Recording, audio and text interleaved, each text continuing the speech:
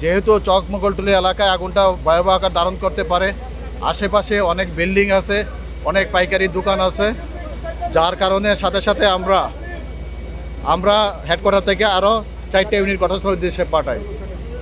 মোট 6টা ইউনিট ঘটনাস্থলে এসে কাজ শুরু করে এবং প্রায় 1 ঘন্টা 45 মিনিটের ভিতরে আগুনটা সম্পূর্ণভাবে আমরা নিয়ন্ত্রণে নিয়ে আসি। ফায়ারের চ্যালেঞ্জসমূহ ছিল আমাদের, বিশেষ করে 8তলা ভবনের একটা মাত্র সিঁড়ির যে দৈর্ঘ্য ছিল খুবই কম, প্রায় 2 ফুট থেকে 2.25 ফুট হইতে পারে, একজন লোক সঠিকভাবে যেতে পারে না। আর বিশেষ করে 3 তলায় যে গুদামগুলোতে আগুন লাগছে, প্রত্যেকটা গুদামে শাটার ছিল এবং শাটারের তালা ছিল। এইগুলোকে আমাদের লক কাটার দিয়ে কাটতে হয়েছে, কাটার পরে আগুনটা নির্বাপন করা হয়েছে। এবং বিশেষ করে প্রচণ্ড ধোঁয়া ছিল, ধোঁয়ার কারণে আমাদের ব্রিদিং অ্যাপারেটাসটা ব্যবহার করতে হয়েছে। আমাদের ফায়ার সার্ভিস, সিভিল ডিফেন্সের ফায়ার ফাইটাররা যারা ছিলেন প্রথম অবস্থায়, তারা অত্যন্ত দক্ষতার সাথে ব্রিদিং পরে ধোঁয়াকে মোকাবেলা করে আগুনটা 1 ঘন্টা 45 মিনিটে নিয়ন্ত্রণ নিয়ে আসে, যার কারণে আশেপাশের বিল্ডিংগুলো ভয়াবহ ক্ষতির হাত থেকে রক্ষা পায়।